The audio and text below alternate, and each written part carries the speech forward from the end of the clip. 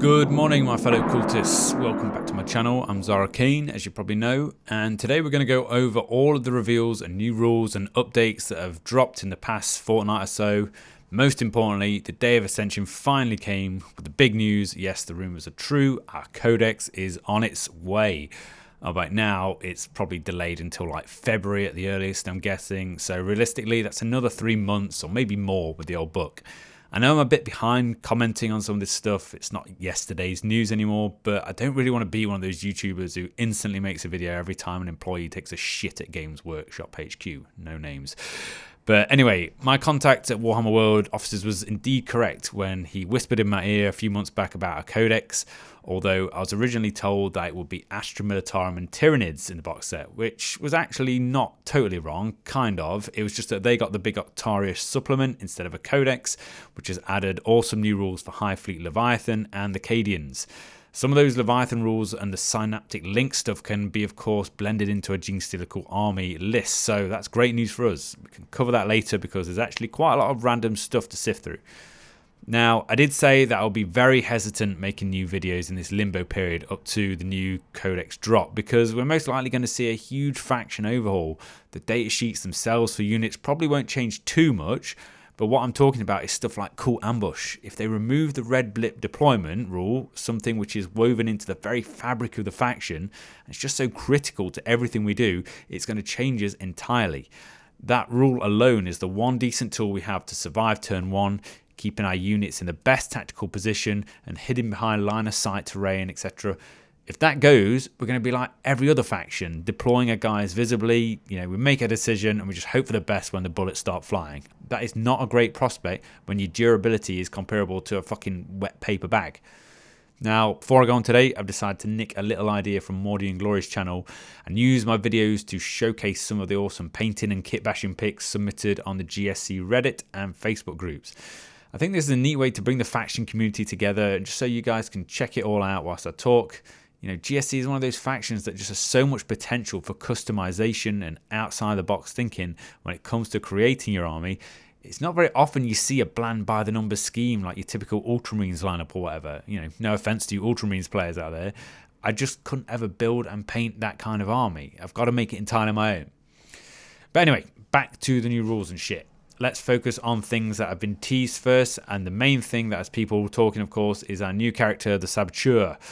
A lot of us agree that we don't need another character. Our Codex is jam-packed full of them already. In fact, we have far more character options than any other faction, considering the size of our army overall. But that's what we've got. So a lot of people have suggested that our Brood Coven, that's the Patriarch, Magus and Primus, might get a consolidation rule that allows them to be taken as one HQ slot together. And honestly, I would love that. So fingers crossed, it would allow me to get my Archon Ward and my Abominant in there in the same detachment, which is exactly what I need for my not exactly competitive but hugely aggressive Aberrant list. The Saboteur, anyway, they've shown some of her abilities and weapons, one of which is a 24-inch line of sight ignoring attack. She doesn't actually shoot anything, it's basically just her hitting a remote detonator, and we assume that she planted explosives on the spot where you designate. Against light infantry, it ain't so bad with blast rule and decent AP, but against vehicles and monsters, it can do some pretty respectable flat 3 damage. The other main ability people are debating over in terms of is it shit or is it good, is her explosive token. So she can place this down, I assume anywhere on the map, and then at the end of any movement phase or the enemy charge phase, you can detonate it. It's only got 3-inch range, but it does damage every enemy model individually, not just the unit. So how does it work? You roll a d6 for each model, and on a 4+ they get a mortal wound. So for 1 wound infantry, you've got a 50-50 chance of killing them. That's pretty fair in my eyes. Lots of potential to wipe half a squad. If it's a vehicle, a monster or a biker, however, you add 2 to the result. So basically on a 2+, they get 4 mortal wounds. That is potentially very nasty, especially to armies who don't have chaff units. Case in point, Custodes, our new nemesis in the box set. You know what are 4 wounds each? Custodes jet bikes. If they come into that 3-inch bubble, you have a huge chance of killing each one flat out. So sure, if the enemy is disposable transports like rhinos or whatever, they could happily take 4 mortals and be like, fuck it, I don't care. So let's go over why I think this could be awesome. I quote, could be. I'm sure opponents will figure out ways how to work around this trick or just, completely avoid it. First of all, it can be used as area denial. Classic option, straight away. You plonk it on an objective. 3 inches is just about enough to totally cover the flag perimeter. And now to take that point, the enemy will have to take casualties or damage. Don't tell me that's not a great deterrent, because inexperienced opponents especially will be mindful by this. It's a psychological deterrent. Don't underestimate the power of mind games when you're sat across from someone.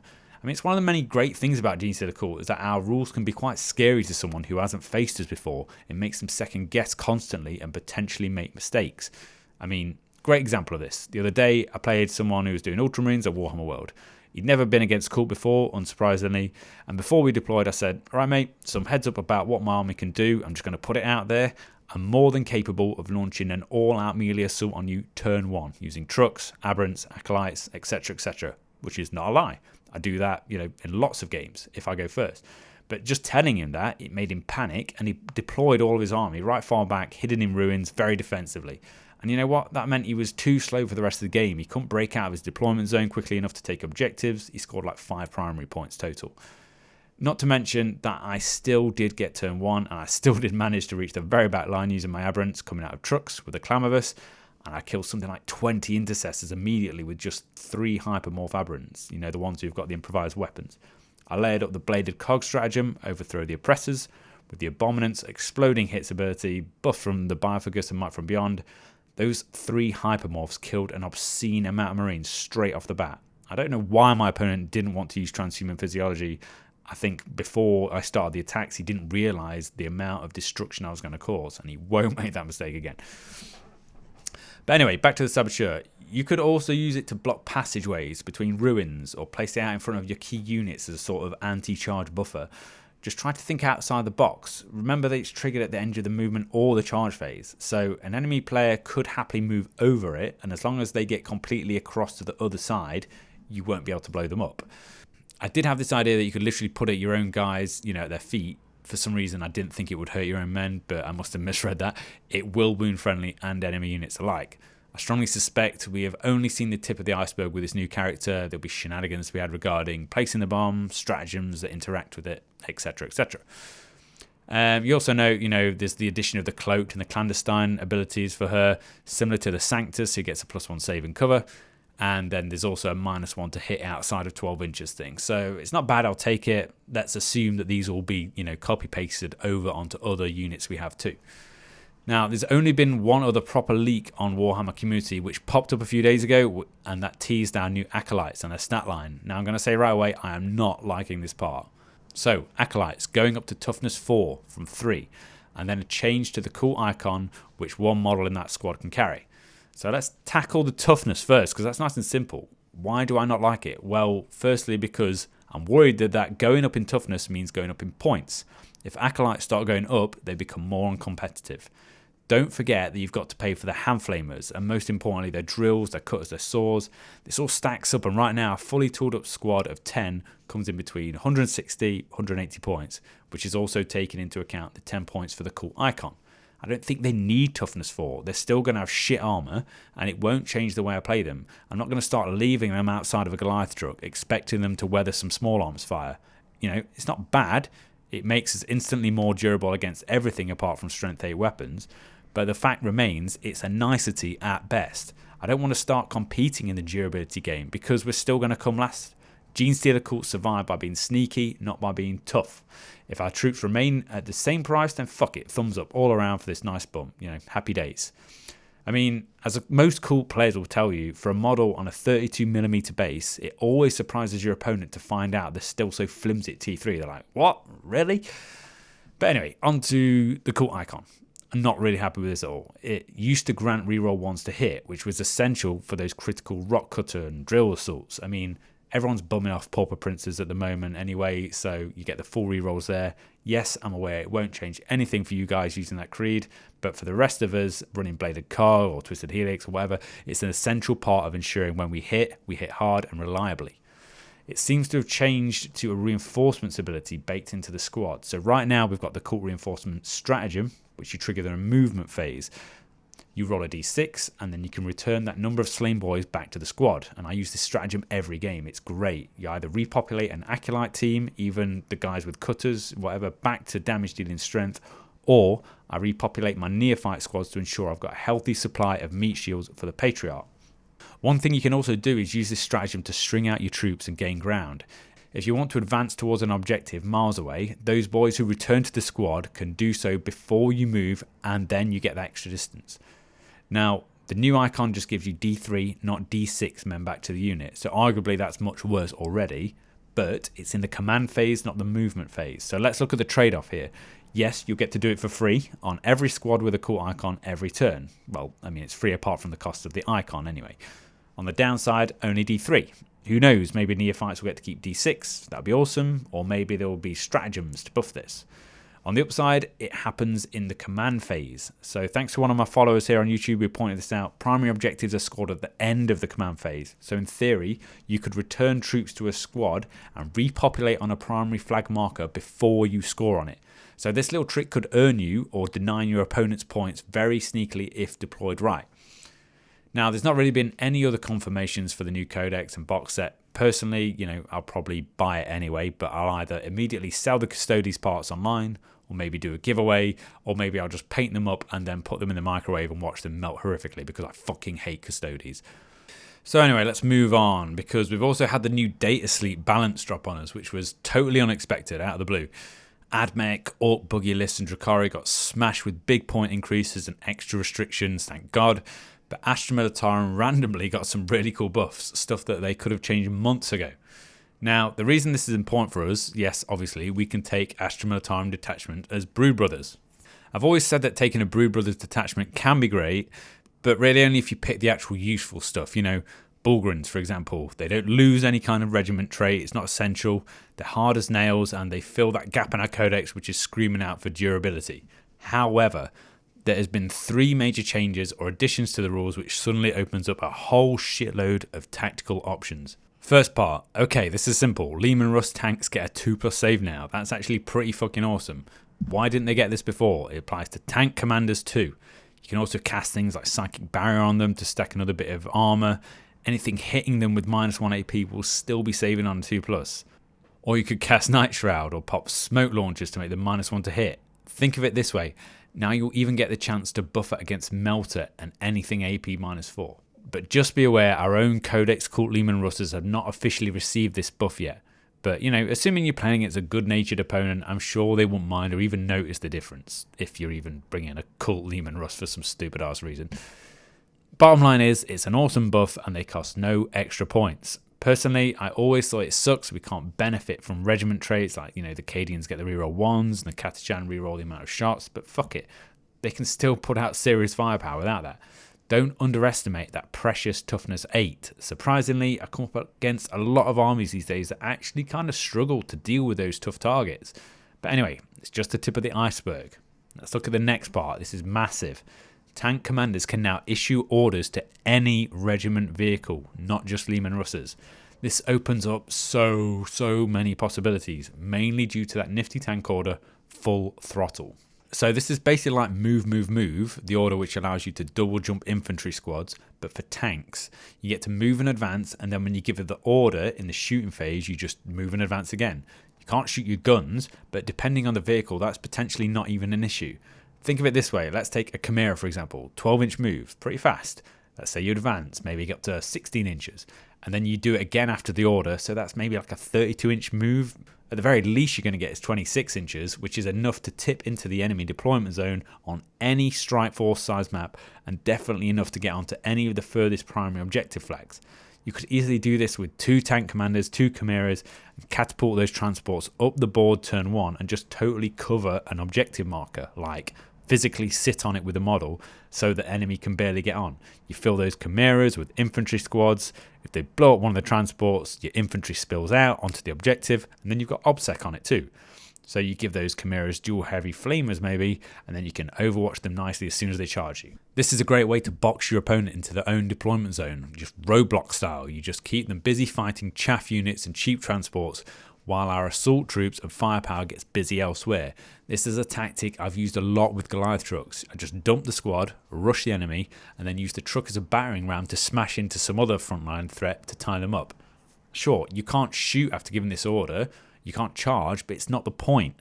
It's about using cheap transports and troops to take objectives that are otherwise out of reach turn 1. It's about board control. It's about surprising your opponent and fighting them on your terms. It's about dictating the flow. I mean, the possibilities are vast here. Astra Militarum has so many tanks and vehicles. I'm sure there's loads of things I haven't spotted yet. People have suggested crazy shit like speed-moving Cyclops demolition drones up the board, Hellhounds, Sentinels. I was even looking at the models on my shelf, and I saw that old half-finished Genestealer called Malcador Infernus I got like a year ago, and I'm thinking, wouldn't it be great to just move that thing directly into my enemy's gun line turn 1 and just sit there like, okay, now what are you going to do? It's got huge Overwatch potential, and hell, if they blow it up somehow, that bitch explodes doing D6 mortal wounds on a 4+. I've seen the destruction caused firsthand by an exploding Infernus, and it can get really nasty. Of course, this can let us do stuff like get reroll once to hit on an aura as well with gunners kill on sight. It's very nice for any heavy damage dealers like Manticores. You know, they've got full payload. I'd still choose Hive Guard over the Manticore any day. It's pricier, but so reliable, and you know exactly how many shots you're going to get instead of a random number. There's another little cool thing you can do with infantry and how your commanders can now bump orders along for free. So if you give an order to a squad near them can also just be affected by that same order for free. So, you know, that is great, but I won't say it's really a focus for us. Now, I'm not going to talk about any of the other cool Cadian stuff last week because, you know, like the conscript rules and stuff, we just can't even access that. So let's move on to the new Tyranid Leviathan rules and also the synaptic links because we can take these. So if you're bringing along Tyranids in your list, like me, you're probably doing it for Kronos Fleet Hive Guard, and rightly so. They're fucking amazing to the point of probably being due for a nerf sometime soon, sadly. Currently, my main competitive list is 2 full squads of these, so that's 12 Hive Guard total. I can make use of the reroll ones to hit. I use Symbiostorm from a Neurothrope to get exploding 6s. It's happy days. However, there's now ways to bring Leviathan and get similar perks, like a Warlord trait that lets you pick a squad and get full rerolls to hit. It'll probably get you around the same amount in the end, I guess, and being one squad only won't be as reliable as Kronos because, you know, they just get reroll ones inherently. Another option from the synaptic links is to access the bioweapon bond, which you have to put on Tyranid warriors. There's a bunch of other cool ones you can take, but each are specifically for one type of unit. So for us, bioweapon bond gives +1 to hit, so it's definitely the most relevant. Warriors are pretty cheap. I think with this link upgrade, a squad of 3 is 78 points. Again, it's something that you designate in the command phase, so you just pick a squad you want to affect, and bam, those 6 Hive Guard will be hitting on 2s, re-rolling 1s, and that is nasty. So looking briefly over the other link upgrades, there's some that put my interest, but I won't lie, if I started investing too heavily into this idea, you know, I start to ask myself, why not just play Tyranids outright? But as usual, it is food for thought. The Malceptor, is it? I think that one's pretty interesting. It allows you to re-roll damage rolls. So on Hive Guard, that could really help with those lame 1s when it comes to the final step of inflicting damage, especially if you're hitting heavy infantry. Let's say you flop your first damage against a Custodian Guard or something similar. You know, you get a 1, it just means that the next D3 has to sink into that same guy and try to kill him. So rerolling damage could hugely improve your luck here. There's also talk about this new relic for the Hive Tyrant, the Bone Swords that ignore invulns. Now, this all sounds very good, but remember the Bone Swords are only AP -2 anyway, so that will typically not even reach the invuln save on many units in the first place. You know, you can pay for the adaptive physiology trait to overlay Murderous Size, which increases the AP alongside the strength and damage. So yeah, that could be pretty horrid if you want to take the Tyrant, you know, kill those big targets. Don't forget you can pay 1 CP for Bounty of the Hive Fleet to get this extra relic. And there's also a new stratagem to allow a second Warlord trait called Alpha Leader Beast. You can pay for all these alongside Progeny of the Hive to stack all this new Leviathan shit and create a real powerhouse designed for assassinating tough characters and shit like that. I mean, think about it like this. Ignores invulns, AP -3, strength 7, flat 4 damage, 5 attacks, hits on 2s, they have wings and they can fry. It's a big investment to go crazy on this idea, but who knows, it could really scare the shit out of people who rely on their units' invulns to stay alive. There's one other way I've spotted you can max this out. If the Tyrant kills something, you can pay another CP to increase its AP by 1 again for the rest of the battle. It's called Aggressive Adaption. So sure, you're pumping CP into this idea like crazy, but having AP -4 ignoring invuln saves is no joke when you're hunting down those big problem units.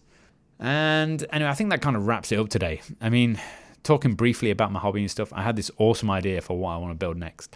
At the moment, it's totally in the theory crafting stage because I have no idea if it's competitive. But every time I walk into the Forge World store in Nottingham, I see the huge Tyranid Harridan resin model on the shelf, and it just occurred to me, the stat line on that thing is not actually half bad. Flat 6 damage in melee, 16 flat damage 3 shots with the biocannons. It can fly, it's got 34 wounds. You can get something symbiosis, so you've got a 5-up invuln, and it counts as having twice the amount of wounds for the stat line. So until they get it down to 9 wounds, I think, it's still on its top profile. So this could really change how, my army deals with certain opponents, and at 700 points it basically accounts for the same amount of investment as my Hive Guard patrol. So my idea, obviously I don't want to ally in an actual Harridan to fight alongside my cult because it just wouldn't look right. So I'm thinking, like I did with the Hive Guard, turn it into a Genestealer cult version, like maybe some kind of flying battle fortress, a hovercraft, some huge transport with a flatbed top where you can see loads of cultists manning machine guns and the cannons and stuff. And then my mind started racing and remembered how you can transport 20 gargoyles in it too. Gargoyles. And then I'd want to make something like, 20 cultists with jetpacks who could all just deploy out of it and it would just look sick. Nobody's ever done that before, I don't think. And then I was like, wait a minute, this thing is also a massive melee threat, and it would make no sense for a hovercraft battle fortress to do damage in close combat, unless it was like ramming things, I guess. So then my mind starts going down another path and considering some kind of ultra huge combat mech with its own thrusters for flying, like if Genestealer stole a massive Tau battle suit. That way I could retrofit the arms with mining drills and things like that. I'm really looking forward to it, so stay tuned and see what I come up with.